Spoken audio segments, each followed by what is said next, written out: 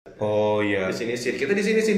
Nah kok lu bawa orang luar sih? Padahal kan dari sekolah udah gua tegasin itu bentukan kita sendiri. Padahal mandiri, Padahal bukan mandiri, bukan dari bukan dari sekolah. sekolah.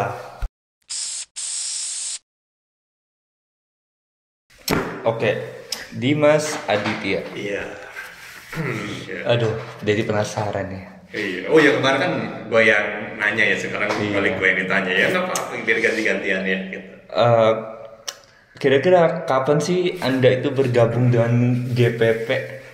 Secara teknis sih apa ya, bergabung sekaligus juga sebagai pendiri ya. Oh. Sebagai pendiri juga bareng sama temen gue ada bestie gue ada Leandi sama Ical. Iya. Tapi yang mencetuskan pertama kali itu Ical. Wih. Gitu. Bisa nggak sih Anda tuh menceritakan gitu bagaimana proses pembentukan GPP ini?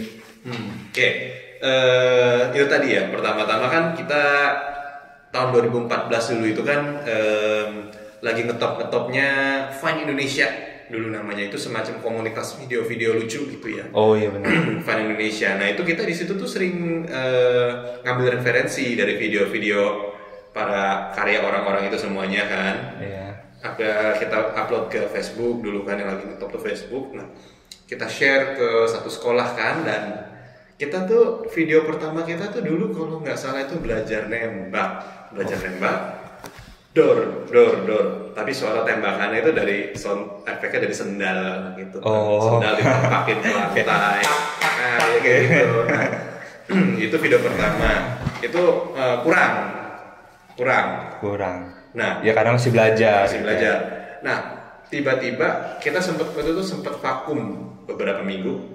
Apa kapan gitu, pokoknya hampir setahunan vakum. Nah, habis itu tiba-tiba Ical, Leandi itu berdua tanpa sepengetahuan gue, mereka bikin videonya itu ceritanya telepon-teleponan ya.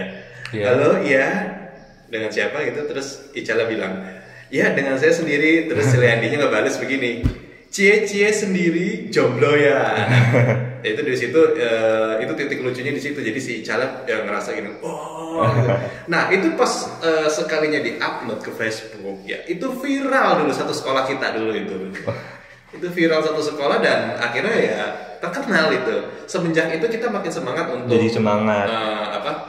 Makin semangat untuk terus Berkarya bikin, gitu. ya berkarya untuk video-video kecil itu, video pendek yang lucu itu kan. Iya. Sampai kita di sekolah itu diberikan julukan artis semea dulu kan. Kita kan sekolah di SMP 17 ya, sebutannya dulu semea. Kita disebut artis semea, itu kita terkenal baik sama guru-gurunya ataupun baik dari adik kelas, semuanya itu kita terkenal dulu gitu. Oh.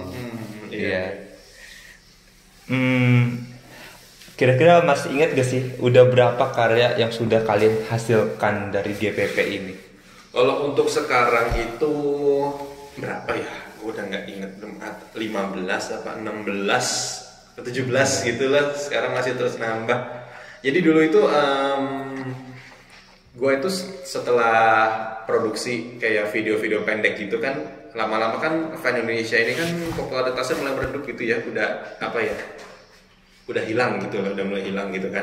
Nah dari situ gue sudah mulai meneliti ke film-film yang berdurasi agak panjang gitu loh. Masih dalam ranah film pendek juga gitu. Itu gue dulu itu sempet pas masih sekolah itu juga, dulu namanya rumah produksi gue ini kan namanya itu Project 17 dulu, bukan Green Project Production, tapi namanya Project 17. Kita membuat film panjang dengan judul Project 17 The Movie, dan juga karakter-karakternya itu pakai nama kita sendiri. Nama asli Dimas, Leandi, Ical gitu segala. Nah sayangnya film itu nggak selesai. Pertama karena ya dulu itu kan istilahnya kan masih modal nekat ya, cuma syuting modalnya pun juga masih pakai HPBB. Terus juga perekam suaranya juga kalau sekarang kita mau udah pakai mic gitu, pakai shotgun, pakai boom gitu. Dulu mah cuma modalnya pakai HP kecil itu buat rekam suara gitu kan. Iya, seadanya doang. Nah itu nggak selesai filmnya, tapi gue tetap masih nyimpen arsipnya, dan gue juga rencana pengen upload itu sih supaya orang-orang tahu itu karya film pertama gue bener-bener. Nah setelah itu kita tuh vakum pokoknya lah. Setelah itu vakum, bener-bener vakum, udah gak ada kegiatan lagi di film kita. Nah, tahun 2017-an, akhir 2017 itu beberapa bulan setelah gue lulus sekolah itu, gue sempet mau remake yang Project 17 The Movie ini. Cuma ya lagi-lagi gagal lagi karena, artinya karena nggak bisa diajak kerja sama, susah, ngaret. Akhirnya gue batalin aja sekalian deh. Nah, setelah gue batalkan itu kebetulan rumah produksi kita sekaligus juga ganti nama menjadi Green Project Production setelah itu. Karena kenapa diganti? Emang sebelumnya apa? Project 17. Oh, Project 17. Project 17 gitu. Nah, kenapa kita ganti? Karena kita tuh disinisin sama orang-orang sama ya, karena apa? Dikiranya dari bentukan sekolah, karena mentang-mentang namanya sama SMK 17 gitu. Oh iya. Disinisin, kita disinisin. Nah kok lu bawa orang luar sih? Padahal kan dari sekolah. Udah gua tegasin, itu bentukan kita sendiri. Padahal mandiri, bukan dari sekolah. Akhirnya ya udah, gue sama Ical itu berdua sepakat kita ganti namanya jadi Green Project Production. Nah untuk logonya dulu itu sama sekali belum kebayang apapun. Kenapa gue ngebayangin lemon logonya? Mungkin banyak yang ini juga sih, banyak yang nanya. Iya benar. Kenapa lemon gitu? Karena itu hasil dari pemikiran gue yang random. Kenapa nggak melon? Kan warna hijau. Iya betul ya, melon. Nah jadi begini, menurut gue kayak logo rumah produksi film itu nggak harus selamanya ada berhubungan sama clappernya ataupun harus ada kayak gambar rolls film gitu, nggak harus. Lemon itu ya supaya beda dari yang lain, unik gitu. Nah sekarang contoh ada Universal Studio, gambarnya apa namanya, gambarnya kayak bumi kan, Universal Studio itu kan rumah produksi film. Dari logonya aja sendiri nggak kelihatan kalau itu kayak rumah produksi film. Terus juga Warner Bros. Warner Bros kan cuma huruf WB. Itu kan nggak mencirikan kayak rumah produksi film gitu loh. Jadi iya benar. Menurut gue itu sih logo itu mah bagaimana kita sih sebenarnya. Iya. Logo hanya lambang kalau menurut gue ya. Tapi tetap sih kita nanti dalam waktu beberapa tahun juga akan ganti logo lagi gitu supaya tidak bosen. Gitu. Ya istilahnya kalau mau ganti logo tuh idealnya mas setiap 10 tahun lah gitu, baru ganti logo. Itu kan logo GPP. Gambar lemon itu gue kasih 2018an. Nah, 2018an nanti ya berarti ganti lagi 2028. Nah itu silahkan baru yang mau ngasih gagasan tentang bentuk logo silahkan gitu. Tadi lo bertanya soal karya ya. Udah, kita kembali ke karya sekarang. Bentar karya yang paling ikonik di kalian tuh apa gitu? Bagaimana prosesnya gitu? Wizard Line Edge. Wah, itu gimana tuh prosesnya tuh? Apa yang bikin ikonik dari Wizard Line Edge? Ya, jadi sebelum gue produksi Wizard Line Edge itu, gue sempat memproduksi film monokrom namanya itu. Itu untuk lomba, ya.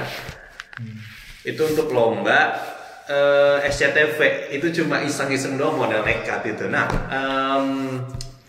gue bikin itu Wizard Line Edge itu setelah vakum ya, setelah gue bikin monokrom itu vakum lagi setahun, kita vakum dan hampir aja bubar rumah produksi itu loh.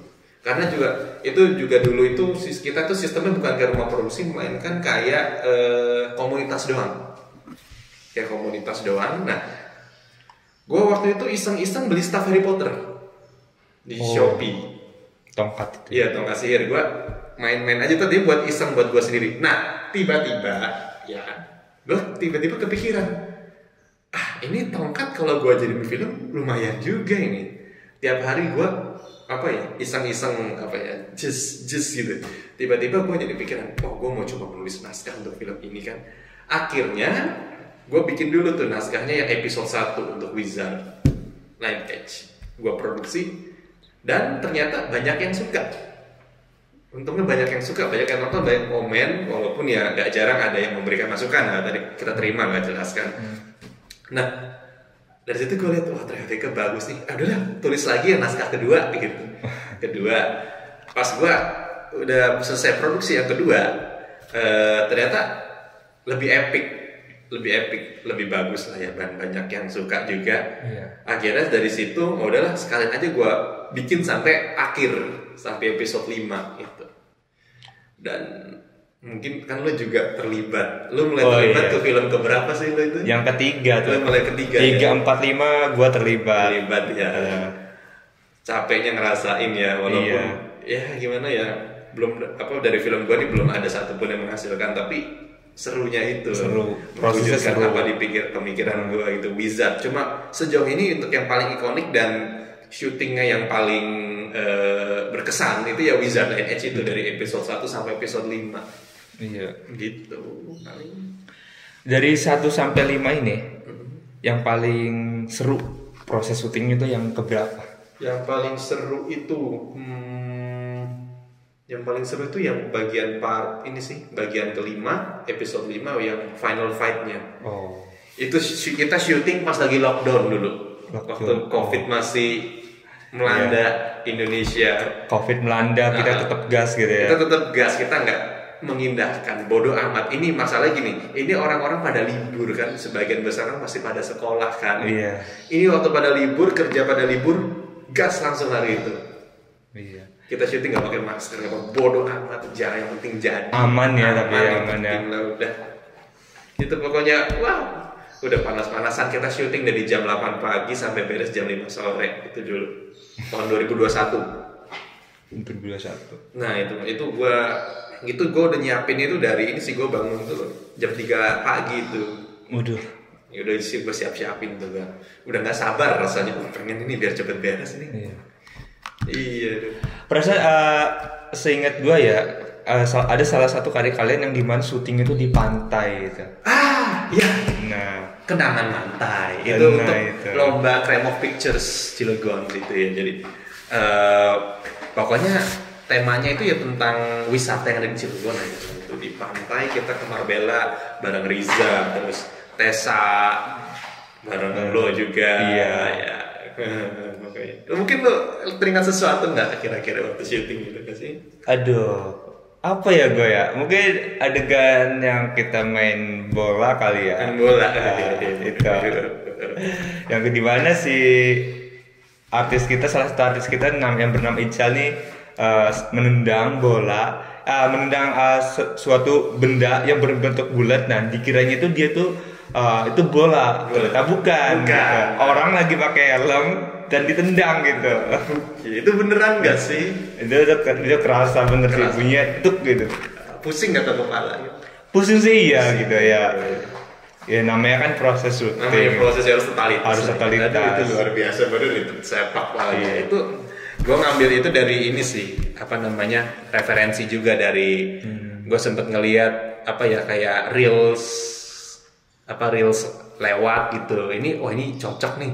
Ya udah gue ambil aja deh, udah referensinya buat nendang pala lumayan. Kira-kira untuk ke depan ada lagi nggak sih untuk syuting di pantai lagi? Semoga aja ada lagi sih. Karena gue juga sekarang jujur aja kalau gue untuk syuting film fantasi gitu capek gue. Iya udah capek. Jadi gue mau ke genre lain aja yang ngedit lebih gampang. Yang paling capek itu bukan syutingnya tapi pas pengeditan visual effect CGI itu bener-bener lama prosesnya itu. Makanya kayak Buku Hitam 3 itu lama jadinya kan. Kalau kan katanya kalau pantai kan nanti bakal dipikirkan lagi itu ya. Kalau tempat-tempat wisata alam lain, contohnya kayak gunung, air terjun gitu. Itu tempat-tempat kayak gitu mau nggak dijadiin tempat syuting? Ada rencananya nggak? Sebenarnya sih mau banget sih gua tuh. Dari hati tuh mau banget, pengen banget. Cuma yang mengganjal itu kadang budget sih susah. Oh iya benar. Apalagi gue sekarang kan statusnya mah udah nggak jadi guru lagi. Iya. Kalau dulu gue masih jadi guru, itu gue bisa kadang suka dapetnya lebih. Iya. Kadang dapat bonus. Yang dari ngawas ulangan kan suka dapet biasanya gitu tuh. Iya, pantesan kayak bayaran ulangan yang mahal. Iya, pantesan ternyata buat insentif guru-gurunya memang. Iya. Pantesan, tapi nggak apa-apa lah ya, namanya juga manusia. Iya, manusiawi. Gitu. Pengen duit Iya, ya. duit. Iya, kan ada tuh dimana duit itu bukan segalanya, tapi segalanya butuh duit. Ya betul. Nah, kira-kira gitu tuh.